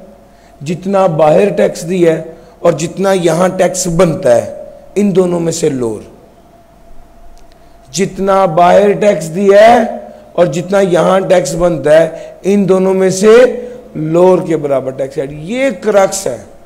इसको, इस बैकग्राउंड के बगैर आप इस चैप्टर को समझ नहीं सकते, और इसको दिमाग में रख के जब आप ये चैप्टर पढ़ेंगे तो आपको क्लैरिटी आएगी कि असल बात वो कर क्या रहा है। सर जी फॉरेन सोर्स इनकम की बात हो रही है। सबसे पहले हमने एक कंक्लूडिंग स्लाइड पहले ही शेयर कर देते हैं आपके साथ। सर जी सब फॉरेन टैक्स क्रेडिट मिलना है या नहीं मिलना? Step number 1 foreign source income हो। Step number 2 foreign source tax pay किया, उस पर फॉरेन टैक्स पे किया हो, सोर्स नहीं है भाई, उस पर टैक्स पे किया हो। फॉरेन सोर्स इनकम हो, उस पर टैक्स पे किया हो, और ये वाली फॉरेन सोर्स इनकम आपकी टैक्सेबल इनकम में शामिल हो, और तो उस पर टैक्स क्रेडिट मिलेगा। कितना? A/B into C। Now what is A? Tax liability. What is B? Taxable income. What is C?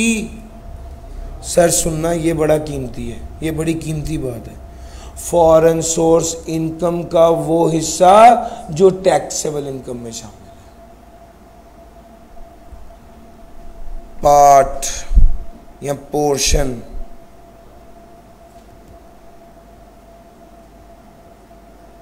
क्योंकि ये वाली बात अगर आपने पिक ना की तो portion of foreign source income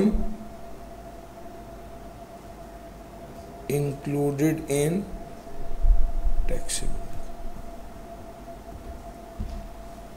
तो भैया एक तो फॉरेन टैक्स पेड आ जाएगा सीधा सीधा, दूसरी तरफ वे ओवर बी इंटू सी से जो आएगा, इन दोनों में से जो लोअर होगा उस पर टैक्स क्रेडिट मिल जाएगा, उतनी अमाउंट से टैक्स लायबिलिटी कम हो जाएगी। अच्छा जी, ये बात जिस तरह पाकिस्तान सोर्स इनकम है उसी तरह ही फॉरेन, जिस तरह पाकिस्तान सोर्स इनकम है उसी तरह ही फॉरेन सोर्स इनकम है। फॉरेन सोर्स इनकम को अलहदा रखना है, पाकिस्तान सोर्स इनकम को अलहदा रखना है। पाकिस्तान सोर्स इनकम के खर्चे फॉरेन में से माइनस नहीं करने, फॉरेन सोर्स इनकम के खर्चे पाकिस्तान के खर्चे में से माइनस नहीं करने, इनको अलहदा अलहदा डील करना है। अगर कोई खर्चा कॉमन होगा तो उसे अपोर्शन कर देना है। जिस तरह पाकिस्तान इन सोर्स इनकम में हेड्स ऑफ इनकम है, इसी तरह फॉरेन सोर्स इनकम में हेड्स ऑफ इनकम है। तो पाकिस्तान सोर्स इनकम में भी business property capital gain other source है, इसी तरह फॉरेन में भी business salary property business capital gain और अदर सोर्स इसी तरह ही वहां पर भी है। टैक्स क्रेडिट कब मिलेगा, कैसे मिलेगा, इसके बारे में मैंने बड़ी डिटेल में बता दिया। सबसे पहली प्रायोरिटी फुल टाइम टीचर के बाद फॉरेन टैक्स क्रेडिट की होती है, और हर एक अगर एक से ज्यादा हेड्स ऑफ इनकम हो फॉरेन के, अगर एक से ज्यादा हेड ऑफ इनकम हो फॉरेन के, तो सबका टैक्स क्रेडिट अलहदा अलहदा निकालना है। अगर एक से ज्यादा हेड ऑफ इनकम हो फॉरेन के तो सबका क्रेडिट अलहदा अलहदा निकालना है। अगर आपने फॉरेन टैक्स क्रेडिट ले लिया है तो 2 साल के अंदर वो वाला फॉरेन टैक्स पे भी होना चाहिए, वरना जो टैक्स क्रेडिट मिला था आपको मिलेगा ही नहीं, या वो रिवर्स हो जाएगा। सर एक बात वो ये भी करता है, फॉरेन टैक्स क्रेडिट के हवाले से स्पेकुलेशन बिजनेस को अलहदा ट्रीट करो, नॉन स्पेकुलेशन को अलहदा ट्रीट करो। फॉरेन टैक्स क्रेडिट के हवाले से स्पेकुलेशन और नॉन स्पेकुलेशन को अलहदा ट्रीट किया जाए। लो सर, उसके बाद आगे फॉरेन टैक्स लॉसेस, ये बात आपके साथ कर चुका हूँ। फॉरेन हेड ऑफ इनकम में लॉस आ गया तो वो सेम हेड ऑफ इनकम के साथ ही एडजस्ट होगा, और अगर एडजस्ट ना हो सका तो 6 साल के लिए कैरेट फॉरवर्ड। सर जी एग्जाम्पल तो थी, मैं आपके साथ डिस्कस कर लेता हूँ, ऑल्दो पूरी एग्जाम्पल करा नहीं पाऊंगा, हमारे पास टाइम लिमिटेशन है। मैंने आपके साथ सारे कॉन्सेप्ट्स बड़ी डिटेल में डिस्कस कर दिए हैं। सर जी पाकिस्तान सोर्स इनकम अलहदा लिखनी है 7,50,000, मैं सलूशन कर रहा हूँ उसका। फॉरेन सोर्स इनकम अलहदा लिखनी है 9,50,000। यहाँ से बन जाएगी टोटल इनकम। टोटल इनकम पे रेट लगाएंगे तो टैक्स लायबिलिटी आ जाएगी। अब जब टैक्स लायबिलिटी आ गई, सर जी बात ध्यान से सुनना, ये जो टैक्स लायबिलिटी आई है इस पर फॉरेन टैक्स क्रेडिट मिलेगा। कितना एक्चुअली जो पे किया है, सर एक्चुअली पे किया है फॉर एग्जांपल बिजनेस के लिए 40,000, एक्चुअली जो पे किया है वो, या एवरेज रेट पाकिस्तान में कितना बनता है, A over B into C. What is A, tax liability, what is B, taxable income, what is C, foreign source income का वो हिस्सा जो टैक्सेबल इनकम में शामिल है। बिजनेस का, बिजनेस कितना टैक्सेबल इनकम में शामिल है, 7,50,000। सर जी मेरी बात समझ आ रही है, इस फिगर को यहाँ पर प्लेस करेंगे। इनमें से जो लोअर होगा, जो भी लोअर होगा उस पर टैक्स क्रेडिट मिलेगा। यार मेरी बात पिक कर गए हो। उसके बाद चाइना वाली बात आ गई कि ये बिजनेस था लेट से, उसके बाद इनकम फ्रॉम कैपिटल गेन आ गया।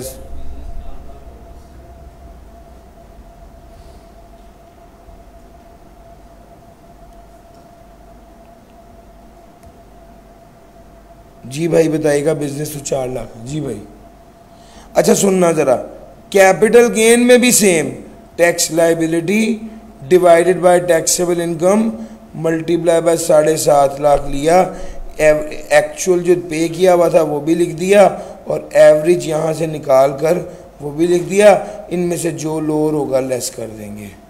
यार ये बात समझ आ गई है। एक बात जो सबसे कीमती अब बताने लगा हूँ, ये सवाल कराने का मकसद भी वही था।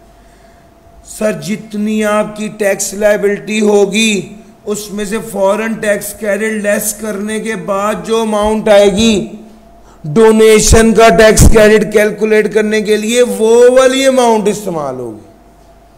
सर जी मेरी बात पिक कर गए हैं। अब ये टैक्स लायबिलिटी थी लेट से 100 रुपए, इनकम फ्रॉम बिजनेस का क्रेडिट आया 20 रुपए, कैपिटल गेन का टैक्स क्रेडिट आया 10 रुपए, पीछे कितना रह गया 70। ये 70 की अमाउंट यूज होगी फॉर अब उससे अगले क्रेडिट्स के लिए जो डोनेशन है। सर जी डोनेशन के लिए क्या रूल होता है? Tax A over B into C. Now what is A? Tax liability. ये वाली टैक्स लायबिलिटी हम एक्चुअल नहीं लेंगे, टैक्स लायबिलिटी में से जो फॉरेन टैक्स क्रेडिट है वो लेस करने के बाद जो अमाउंट आएगी वो लेंगे। सर जी मेरी बात पे कर गए हो, यानी 100 लायबिलिटी निकली थी वो नहीं लेंगे, फॉरेन टैक्स क्रेडिट लेस करने के बाद 70 आया था वो लेंगे। सर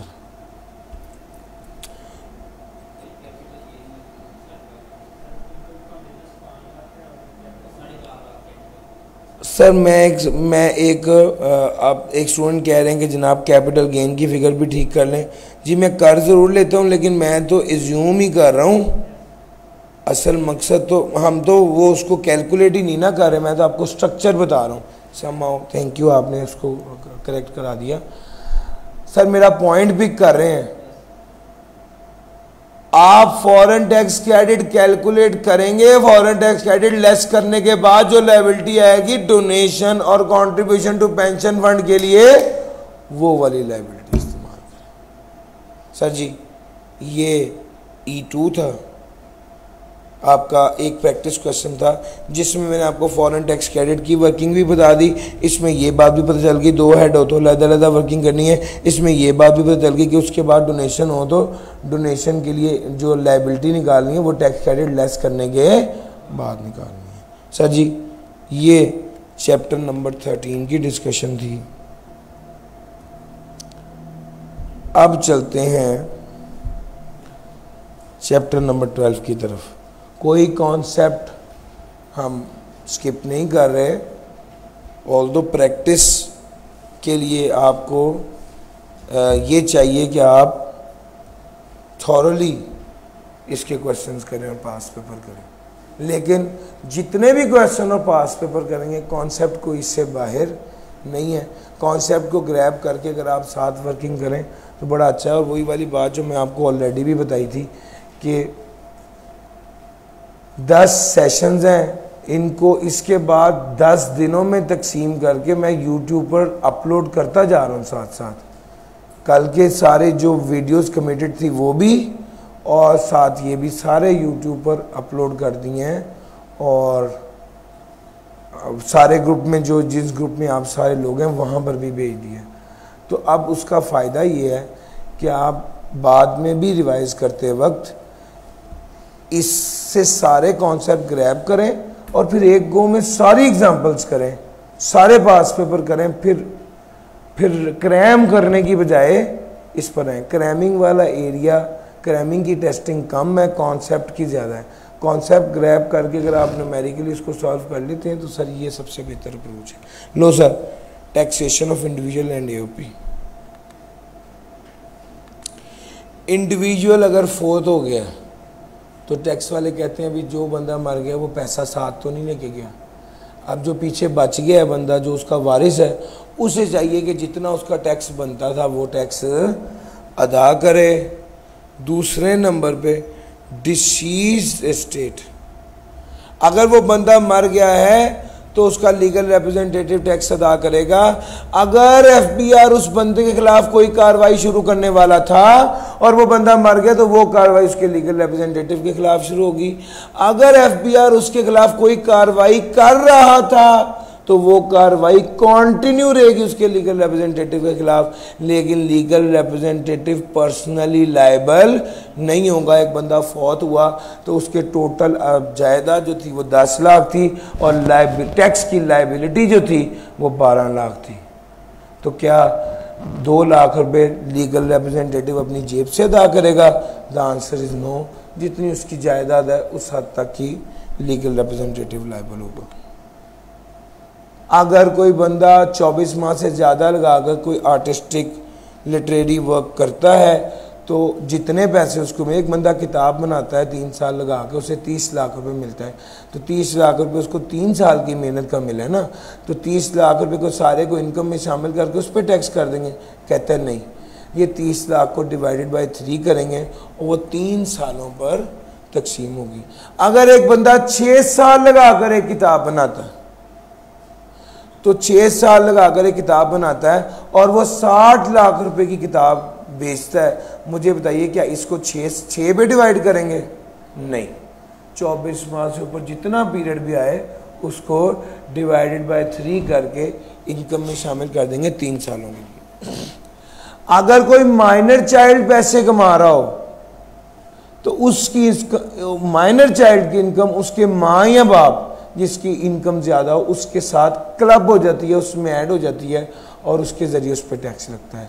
माइनर चाइल्ड अगर पैसे, अभी आजकल तो आईटी के दौर में बहुत से माइनर बच्चे भी बहुत पैसे कमा रहे हैं, तो वो तो यूट्यूब चैनल से भी बहुत पैसे कमा लेते हैं।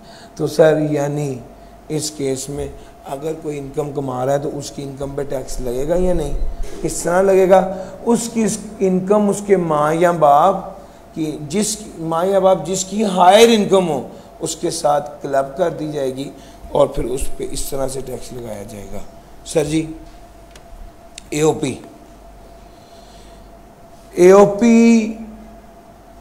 पढ़ते ही आपके जहन में एओपी के लफ्ज़ से आपके जहन में पार्टनरशिप आना चाहिए, सादा आसान मतलब।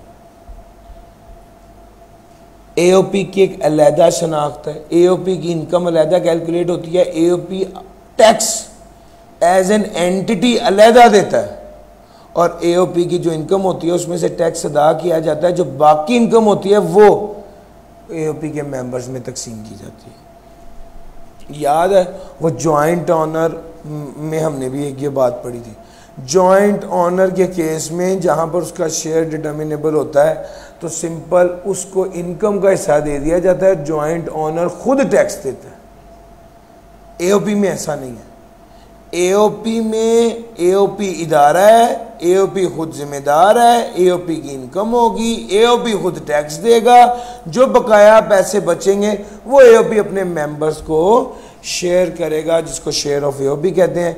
मेंबर को जो शेयर मिलेगा उस पर वो दोबारा टैक्स देंगे? The answer is no. Member को जो शेयर ऑफ एओपी मिलता है उस पर दोबारा टैक्स नहीं लगता, उस पर दोबारा टैक्स नहीं लगता। मेंबर को जो शेयर मिलता है उस पर दोबारा टैक्स नहीं लगता, बल्कि share of member from AOP is exempt in the hand of member. Member को जब वो हिस्सा मिलता है, अब मेंबर ने ये हिस्सा वसूल किया, अब इस पर टैक्स नहीं लेगा। क्यों? सर एओपी ने टैक्स दे तो दिया है, अब दोबारा थोड़ी टैक्स लगाएंगे। क्या मेरी बात समझ आ रही है? तो मेंबर ऑफ एओपी का जो शेयर होता है उस पर टैक्स नहीं लगता। हाँ, अलबत्ता वो वाला हिस्सा जो एओपी का शेयर है वो रेट पर्पसेस के लिए इनकम में ऐड होता है। किसके लिए ऐड होता है? रेट पर्पसेस के लिए इनकम में ऐड होता है। सर जी इसका क्या मतलब है, थोड़ा सा डिस्कस करते हैं। एक छोटी सी एग्जांपल है, बस वो करवाना चाह रहा हूँ। अली और बादशाह दो बंदे हैं, 2:3 उनकी रेशो है। एओपी की इनकम 12 लाख, ए को और बी उनकी डिटेल है, ए की डिटेल भी गिवन है। वो कहता है जनाब आप बताएं टैक्स लायबिलिटी ऑफ ए क्या होगी। सर जी ए की इनकम 5 लाख है, ज़कात पे किया उसने 20,000, तो ए की टैक्सेबल इनकम कितनी होगी?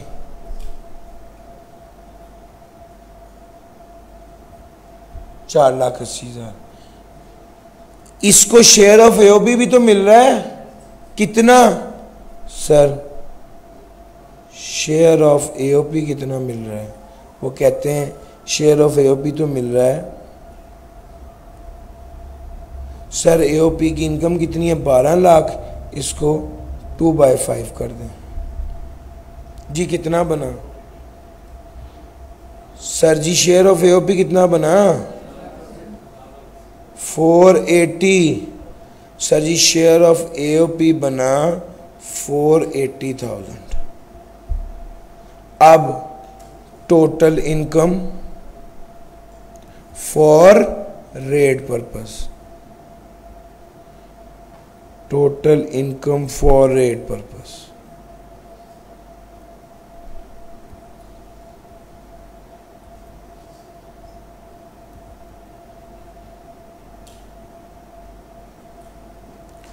$9,60,000। टैक्स लायबिलिटी निकालिएगा जरा, tax liability for rate purpose. 9,60,000 की टैक्स लायबिलिटी बताइएगा सर।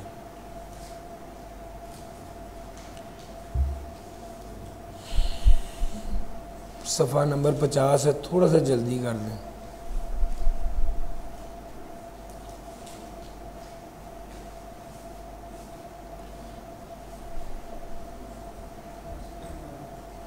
जी भाई समझ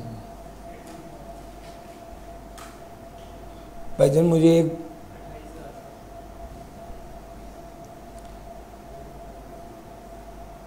आप इंडिविजुअल है, नॉन सैलड है, ऊपर वाला टेबल देखना है। 9 लाख 6 लाख तक, 6 लाख तक तो टैक्स नहीं लगता। 6 लाख से ऊपर जो इनकम आ रही है उस पर टैक्स लगा के बता दें। जी भाई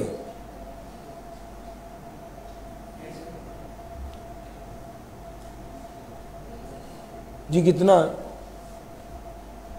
सर जी? 9,60,000 पे रेट अप्लाई करना है।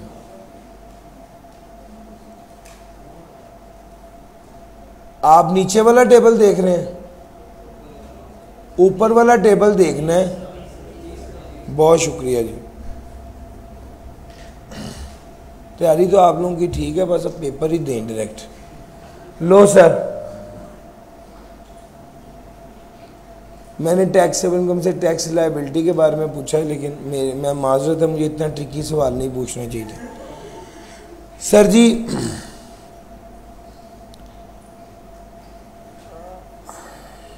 बड़ी ज़रूरत चाहिए इसके बाद इस लेवल की चीज़ आगे पढ़ाने को। अंदाज़ा तो हो गया कि टैक्स लायबिलिटी कैलकुलेट कर रहे हैं आप। अच्छा, वापस आता हूँ, कोशिश करता हूँ कि उसी जज्बे के साथ आगे बढ़ाता रहूँ जिसके ऊपर बर्फ़ का ब्लॉक गिर गया। लो सर, अच्छा अब हुआ ये है कि टैक्सेबल इनकम उसके पास थी, शेयर ऑफ एओपी निकाला, total income for rate purpose निकाला और टैक्स लायबिलिटी। अब ये सच वाली टैक्स लायबिलिटी नहीं है, ये रेट पर्पसेस के लिए जो लायबिलिटी है वो है। यार मेरी बात समझ रहे हो? हमने टैक्सेबल इनकम तो आपकी 4,80,000 ही है, और टैक्स लायबिलिटी किस तरह निकालने? एक्चुअल टैक्स लायबिलिटी निकालिएगा जरा सर। ये 15,000 बनेगी, एक्चुअल टैक्स लायबिलिटी 15,000। अब मेरी बात समझो,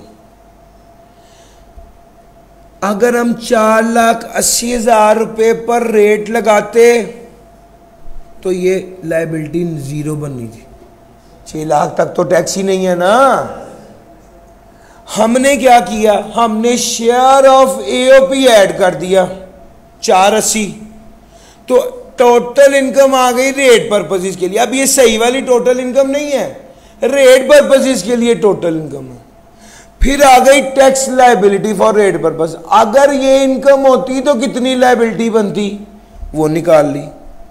अब उसके बाद हमने क्या किया? A over B into C है ना, 30,000 divided by 9,60,000 multiply by 4,80,000। Sir ji मेरी बात पिक कर रहे हैं? किया असल में ये है कि मैंने एओपी की इनकम, एओपी का हिस्सा जो मिस्टर अली को मिला है उस पर टैक्स नहीं लगाया, लेकिन उसको अली की इनकम में रेट पर्पसेस के लिए ऐड किया है, और फिर total income for rate purpose निकाली है, और फिर tax liability for rate purpose निकाली है, और उस लायबिलिटी ओवर इनकम को यूज किया, यानी रेट निकाला है एक्चुअल टैक्स लायबिलिटी कैलकुलेट करने के लिए। सर जी मेरी बात पिक करें, इसको कहते हैं कि जुमला ये है एओपी की इनकम एग्जेम्प्ट है लेकिन रेट पर्पसेस के लिए इनकम में ऐड की जाती है। सर अगर एओपी का लॉस आ जाए तो उसका कुछ भी नहीं करना, ना ही वो मेंबर की इनकम के साथ एडजस्ट होता है, ना ही वो रेट पर्पसेस के लिए मेंबर की इनकम में शामिल किया जाता है। सर जी अगली बात सुन लें, एक छोटी सी डिस्कशन है, ये सवाल अब नहीं करूंगा मैं, बस आपको एक बात समझाने लगा हूं। नॉन प्रॉफिट ऑर्गेनाइजेशन को उसने क्या दिया हुआ है, 30,000 रुपए की डोनेशन। सर जी अब डोनेशन दिया है तो टैक्स क्रेडिट कैसे निकालेंगे, कोई मसला नहीं है, जैसे पहले निकालते ए ओवर बी। आप ए भी एक्चुअल लेंगे, यानी ए पता क्या लेंगे 15,000, ये है ना लायबिलिटी, ए भी एक्चुअल लेंगे, बी क्या है टैक्सेबल इनकम, ये भी एक्चुअल लेंगे। सर जी मेरी बात समझ आ रही है, जब टैक्स क्रेडिट लेना है तब ए ओवर बी का रूल जो अप्लाई करना है उसमें ए और बी क्या लेना है ये बताना था, एओपी के केस में ये भी बता दिया। अब जरा अगली बात सुनो, अगर एओपी का मेंबर कंपनी है तो क्या होगा, अगर एओपी का मेंबर कंपनी है तो क्या होगा, तो इसका जवाब है अगर एओपी का मेंबर कंपनी है तो एओपी की टोटल इनकम में से जितना कंपनी का हिस्सा बनता था वो लेस कर देंगे। एओपी की टोटल इनकम से जितना कंपनी का हिस्सा बनता था वो लेस कर देंगे। चूंकि कंपनी पर कंपनी वाला रेट लगेगा, एओपी वाला रेट नहीं लगेगा। जितना कंपनी का हिस्सा बनता था उसे लेस एक्सक्लूड कर देंगे और उस पर 29% ही रेट लगेगा। आगे चलते हैं, अगर लॉस आ गया आपको मैंने बता दिया उसका क्या करना है। अच्छा जी, एओपी के मेंबर को जो इनकम मिलती है रेट पर्पसेस के लिए ऐड हो जाती है और जो एक्चुअल लायबिलिटी निकालते हैं वो A over B into C निकालते हैं। What is A is tax liability for rate purpose, what is B is total income for rate purpose, what is C is taxable income. भैया ऐसे ही किया ना, अभी मैंने ये इसीलिए किया कि मैं आपको वो सवाल इसलिए कराया कि ये आपको समझ में आ जाए। सर जी 5 बातें उसने लिखी हैं जो न्यूमेरिकली इंपॉर्टेंट है, इसको ध्यान से समझिएगा। पहली बात, पार्टनर को या मेंबर को जो भी profit on debt commission salary या कुछ भी दिया जाए वो एज डिडक्शन अलाउ नहीं होता। ये बात मैंने कल भी बताई थी, यस और नो। सर पार्टनर को जो भी सैलरी कमीशन ब्रोकरेज जो भी दिया जाएगा वो इनकम में से माइनस करने की इजाज़त नहीं होगी। सर आप रेट पर्पसेस के लिए जो इनकम ऐड करते हैं वो उसमें से टैक्स माइनस नहीं हुआ होता, यानी जब आप रेट पर्पसेस के लिए जो इनकम शेयर कर रहे होते हैं ना मेंबर्स को, एक्चुअल में याद रखना एओपी की 100 रुपये की इनकम है, 10 रुपये का टैक्स लेस करने के बाद 90 रुपये वो मेंबर्स में तकसीम करेगा। लेकिन जब हम income for rate purposes member का लेते हैं तो वो प्रॉफिट बिफोर टैक्स वाली फिगर होती है। क्यों?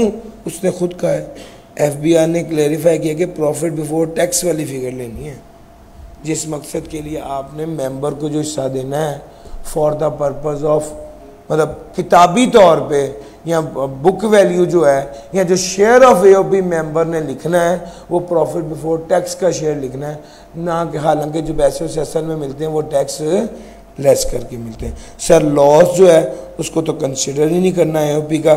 सर अगर एओपी की एफटीआर इनकम एग्जेम्प्ट इनकम हो तो फिर वो रेट पर्पस के लिए ऐड नहीं होती, और अगर मेंबर की एफटीआर इनकम और एग्जेम्प्ट इनकम हो तो एओपी की शेयर उसमें ऐड नहीं होता। यानी अगर इनकम एफटीआर में हो तो भी shall not be added in taxable income, और अगर इनकम एग्जेम्प्ट हो तो भी shall not be added. Sir ji ये वाली बात भी आ गई। अब ये छोटी छोटी 3-4 बातें हैं, मैं वो भी करता चलूँ। ट्रांसफ़र ऑफ एसेट, सर जी असल में बाप ने बेटे को एसेट ट्रांसफ़र किया, टैक्स वालों को इससे क्या लगे? टैक्स वालों को टेंशन ये है कि वो जो बाप ने बेटे को प्लाजा ट्रांसफ़र किया ना, उससे आता था किराया। अब किराया बाप देगा या बेटा देगा?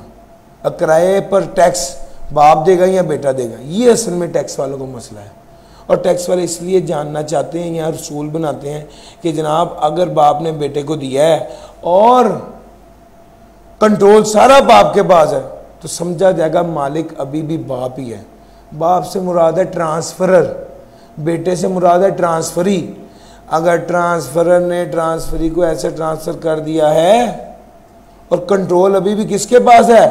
ट्रांसफरर के पास है, तो इसका मतलब है कि ये ट्रांसफरर लायबल होगा टैक्स के लिए। दूसरी बात, अगर ये ट्रांसफ़र रिवोकेबल है तो भी ट्रांसफरर ही लायबल होगा टैक्स के लिए। लेकिन अगर ये ट्रांसफ़र रिवोकेबल नहीं है, इर्रिवोकेबल है, ख़त्म नहीं किया जा सकता, और बेटा अलहदा हो गया हुआ है, बाप ने बेटे को प्लाजा दे दिया हुआ है, बेटे ने प्लाजा की रजिस्ट्री अपने नाम पे करा ली है, किराया भी बेटा ले रहा है, अब मालिक बाप नहीं रहा, अब कौन हो गया? बेटा हो गया, और बेटे को ही उसकी इनकम पे टैक्स देना पड़ेगा। सर अगर शौहर ने बीवी को या माइनर चाइल्ड को कोई प्रॉपर्टी दे दी है तो समझा जाएगा ये भी शौहर की ही है। हाँ, लेकिन अगर अंडर तलाक हो गई है तो फिर ये प्रॉपर्टी बीवी की समझी जाएगी। यानी बीवी ने पैसे दे के वो प्रॉपर्टी ली है, कंसिडरेशन दी है, तो भी ये प्रॉपर्टी बीवी की ही समझी जाएगी। हाँ, अगर बीवी ने ये पैसा शौहर से ही लिया था, जो शौहर को कंसिडरेशन के तौर पे प्लॉट लिया है, तो फिर ये प्रॉपर्टी शौहर की समझी जाएगी। घूम गए? 3 बातें।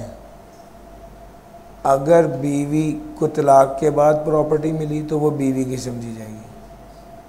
अगर under an agreement to live apart मिली, अगर बीवी ने पैसे देकर प्रॉपर्टी दी, एडिक्वेट कंसिडरेशन के अगेंस्ट प्रॉपर्टी ली, तो भी वो प्रॉपर्टी बीवी की समझी जाएगी। 2 बातें समझ आ गई? तीसरी बात, अगर प्रॉपर्टी बीवी ने पैसे देकर ली है लेकिन ये पैसे उसको उसके शौहर नहीं दिए थे जिससे उसने प्रॉपर्टी ली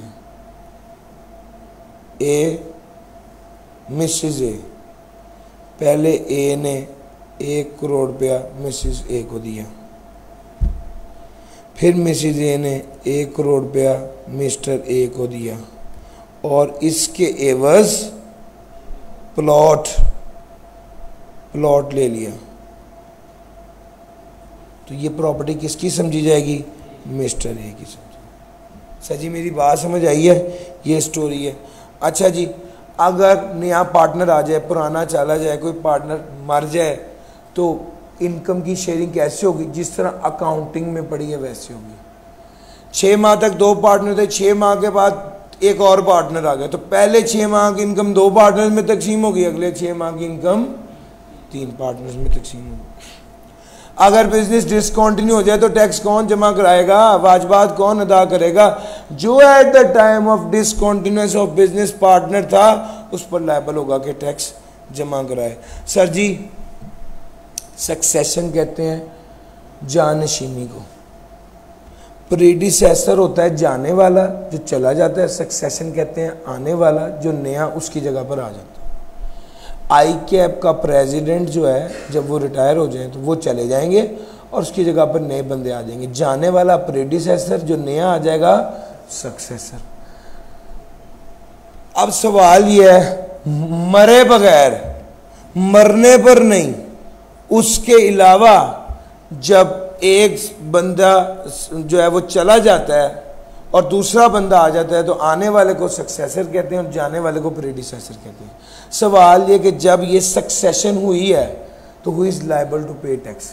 वो कहता है सक्सेशन की डेट से पहले तक की सारी टैक्स की लायबिलिटी प्रीडिसेसर की है और सक्सेशन की डेट के बाद वाली सारी लायबिलिटी सक्सेसर की है।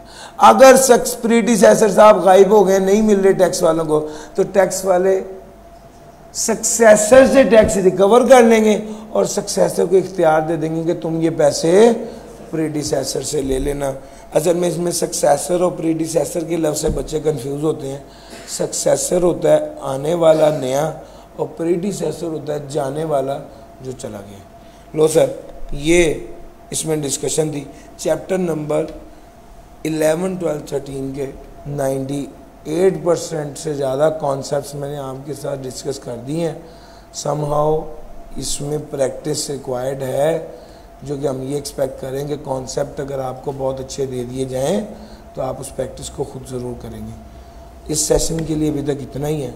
इंशाल्लाह अगले सेशन में आपको न्यूमेरिकल्स कराता हूँ सैलरी के, और फॉर्मेट भी बताऊँगा, और सैलरी की जो ऑटम 14 से लेके अब तक की एडजस्टमेंट्स हैं मेजर, उसको भी डिस्कस करते हैं इंशाल्लाह। अभी तक के लिए इतना ही है इस सेशन के लिए। Thank you.